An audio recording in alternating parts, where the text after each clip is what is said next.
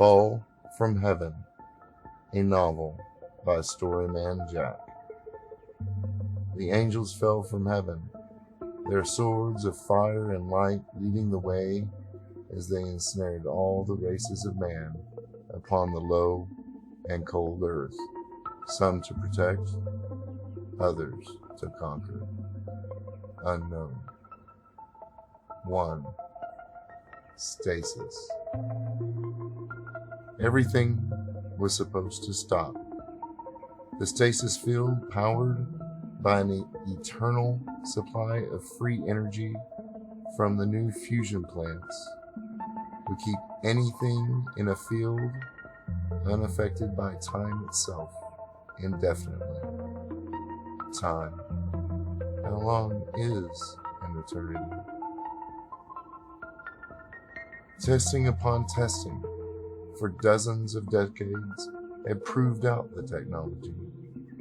The captain knew that he would close his eyes in one moment and open them again in what was effectively his next, whether the time it took was indeed just that moment or 100 years hence. His perception would be that time had just passed between one breath and the next, and yet nothing physical would experience time. The physical was not all a human being was made from. It seems the subconscious of a sentient being is not bound by the same rules as the physical elements of the universe. Memory and dream combine to fill the space of time, whether it is a heartbeat or 100 years. Perhaps one could go insane given the time that the subconscious experience in relation to the body, or perhaps other more diabolical effects could be witnessed. He did remember the meeting, several in fact. They blended together through the dream and the memory, but in one he remembered the veil had been lifted, like the covering in a window that looked into a universe so unlike his own that he was both intrigued and horrified. The Father, the self-appointed leader of the human race, benevolent being created by man to keep us safe and free, turned out to be nothing more than just another arrogant totalitarian with little, if any, sense of humanity or the moral obligations that is a part of what makes us civilized. Adam saw the information he had gained from those meetings coalesce into a dream, and that dream combined with memory, and he saw what? What did he see? His creation? Because he could not have called it a birth, for Adam Alpha was neither the son of a man nor a woman. He was nothing more than the imperfect organic offspring of a deranged robotic artificial intelligence. An artificial intelligence insane enough to call itself father, and yet appears a young boy. He showed himself as a god. Would that God, the real one, struck it down. In the swirls of mist that was stasis for the captain's dream, reality inside a time that should not have been, he saw DNA strands, hundreds of them upon thousands of them, only minutely different from one another. Things were taken from one strand and combined with others. Generations upon generations were born and grew old of the breeding and combinations and what it led to, that it led to him. He was the ultimate result, the useful and remarkable outcome of an experiment. He watched as robotic microscopes inspected specimen slides and chose which DNA strand to combine with another in conception. He understood that the robotic shell he watched rotating held a large tank where his fetus had grown, and he saw others, hundreds upon hundreds, perhaps thousands of others, his vision filled with them, row upon row, without end. He knew his mother and father were not real. There was always something different, plastic, about them that set them apart from everyone else he knew. And it spoke to their artifices, their acting, their playhouse time. I should call them, or him, because the intelligence and reasoning were not the same as humans could take. The AI or the other was alien and would never understand the need for either retribution or mercy, nor would it know that times required both. Adam watched as the form that had always appeared to be a young man split apart into two groups of billions and billions of nanites and began to recombine and rebuild themselves into his mother and father. Two personalities of one quantum AI, an AI that resided simultaneously in every piece of electronics in the inhabited solar system, from base Pluto to the main temple, where that home computer system, the one they called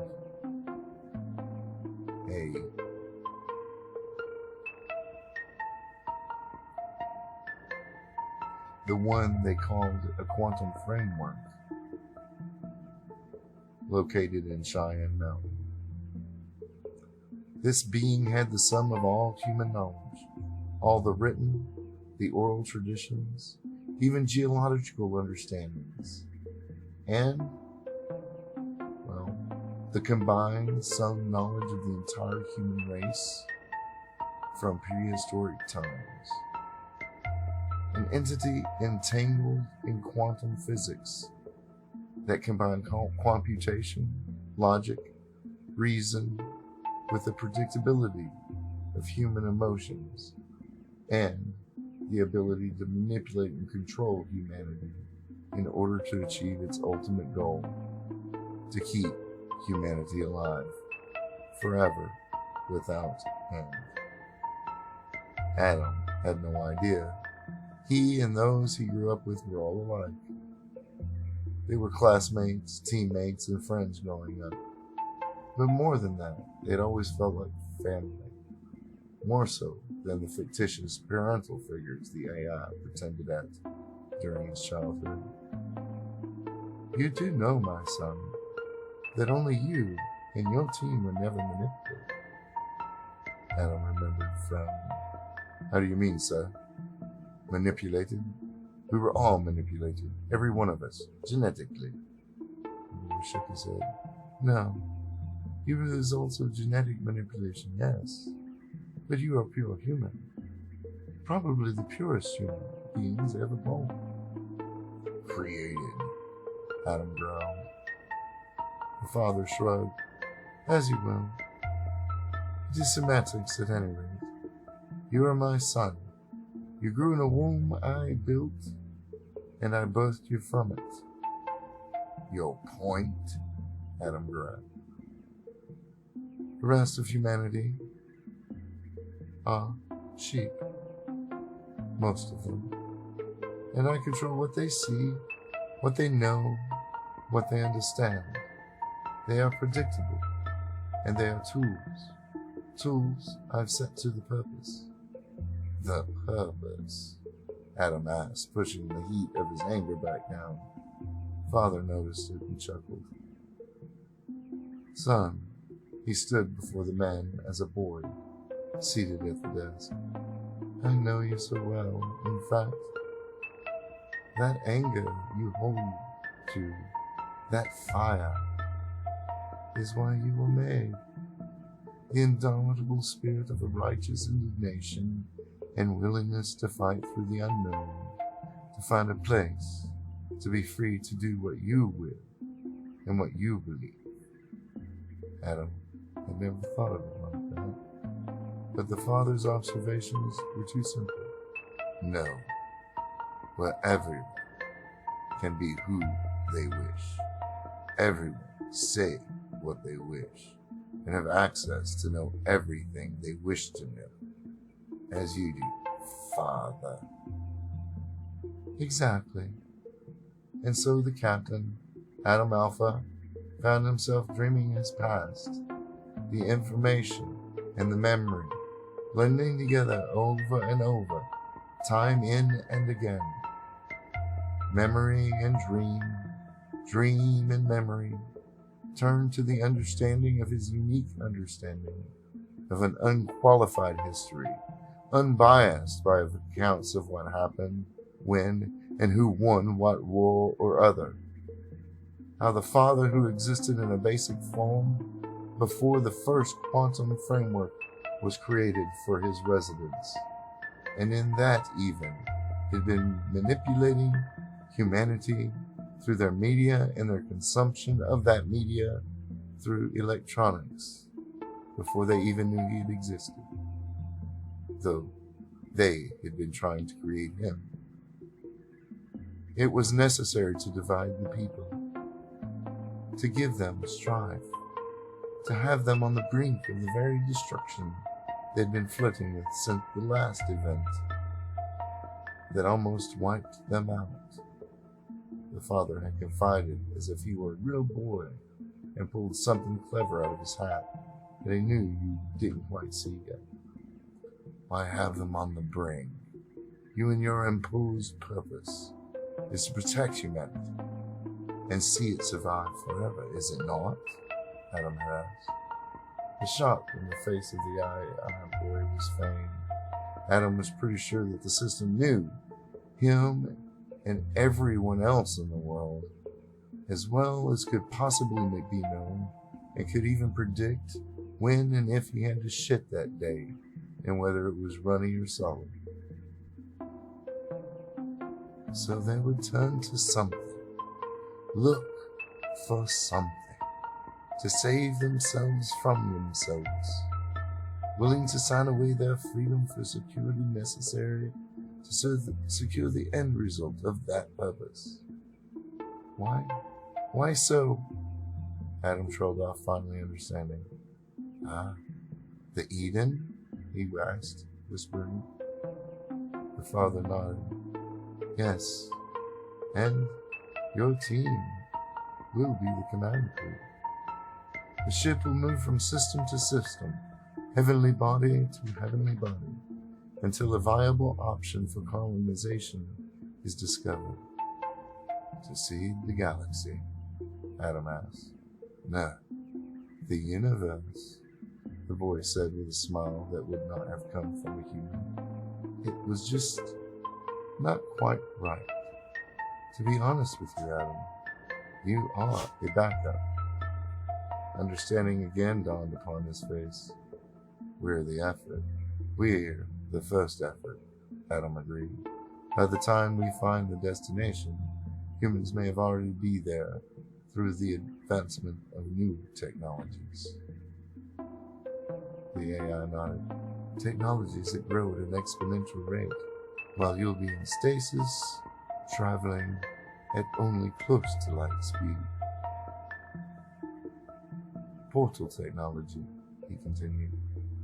A form of wormhole theory that looks to be promising, but as far as I can tell, it's 100 years before it is ready and out of development to even test. Far sooner than we will make it to even the first location to scan, even if it were a viable option, which is unlikely, Adam told the father. So unlikely that in practicality it is quite impossible, the AI agreed. You do have the advantage with the serums and the cellular regeneration protocols.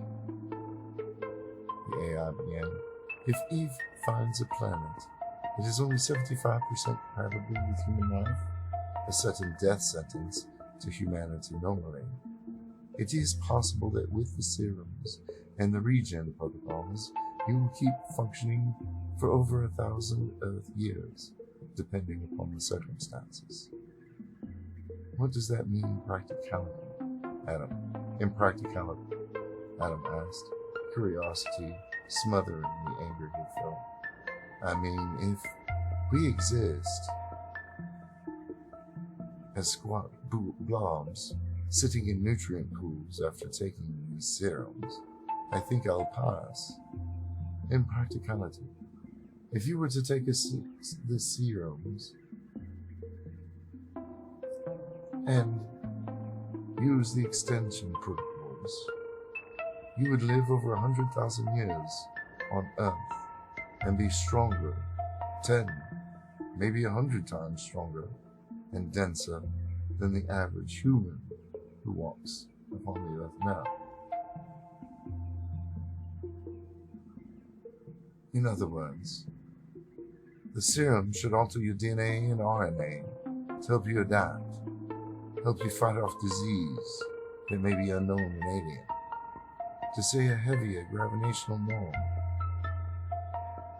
Say you set foot on a planet with heavier gravitational norm or an oxygen-thin environment, and the serums will adapt you to that, and you will breathe as if you were upon the Earth. The AI chuckled.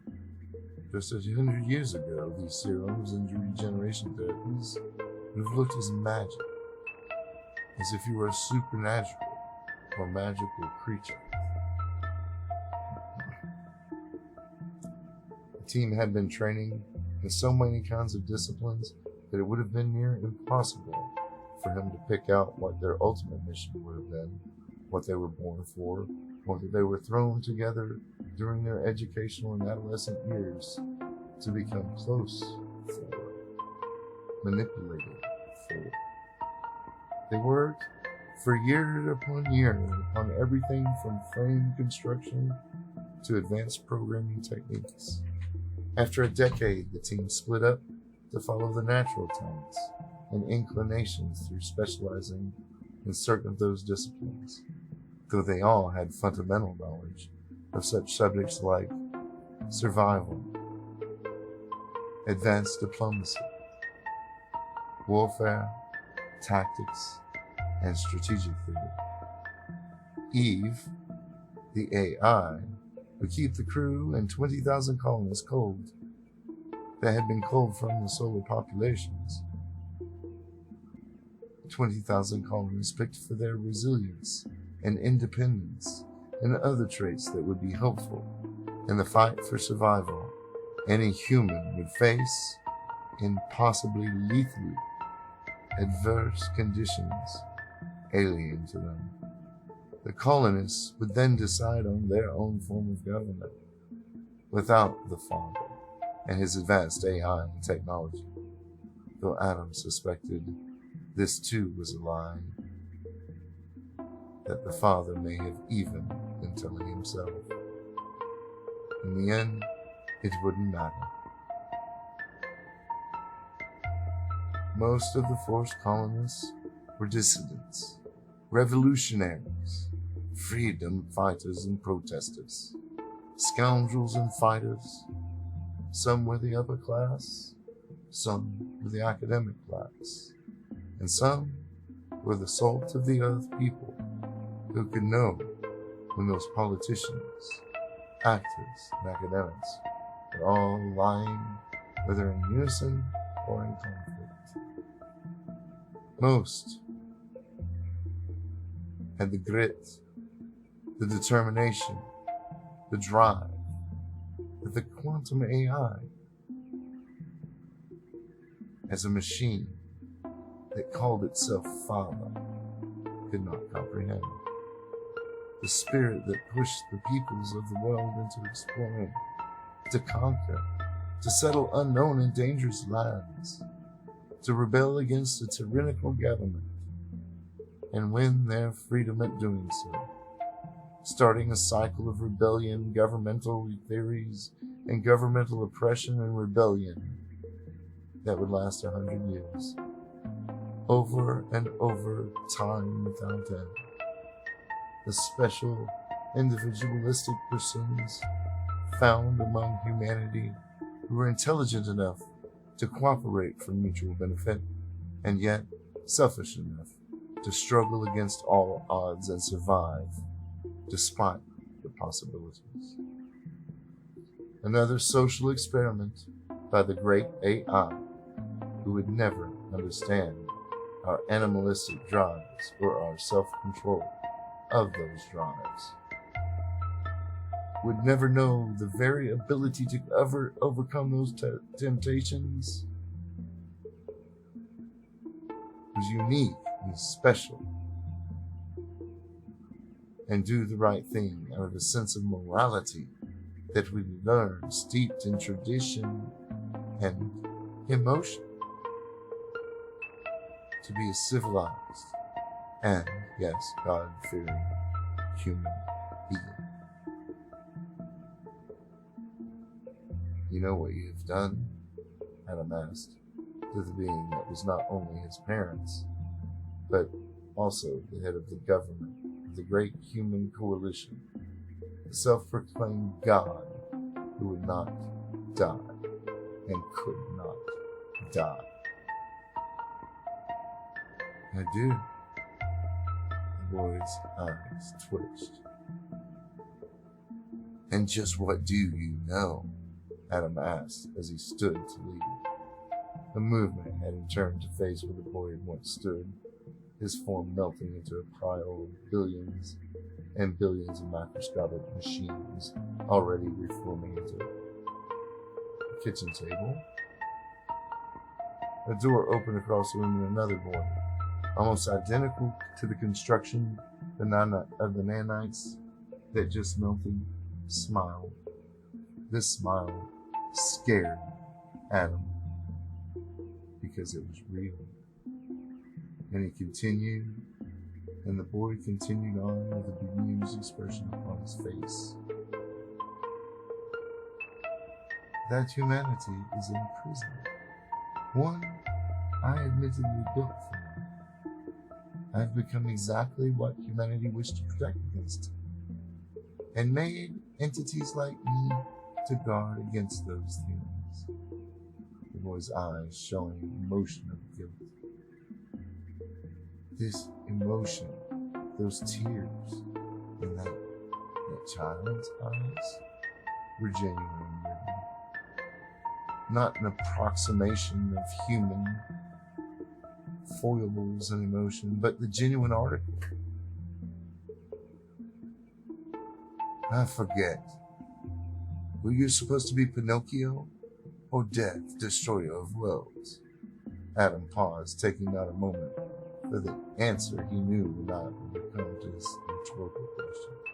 Because I'm confused. The boy shrugged in dismissal. Eventually, and statistically, it is just as possible for an extinction event to happen in the next week as it for an extinction event to not happen for 1,000 years. But eventually, an asteroid or rogue comet, or perhaps even just an anomaly in the solar system, a dark spot on the sun that would cool the earth to sufficient temperatures to kill most of the population of the world, or sufficiently large enough solar flare that would fry the atmosphere from this world and then turn it into a rock red husk, much as Mars. Now, you are the first step in guarding against all that. You are a prisoner too, just like we are, Captain Adam Alpha said sadly, to the being who would never really understand, who might come to understand any emotion as a human. Setting off on a mission of sleep and most likely the coming destruction, Adam shook his head. And least it'll be rest of some sort, he thought. And in stasis, the dream and memory swirled and started again and repeated over and over, time upon end, indefinitely. How long, I ask thee again, is an eternity, yet only a microsecond passed. End chapter 1.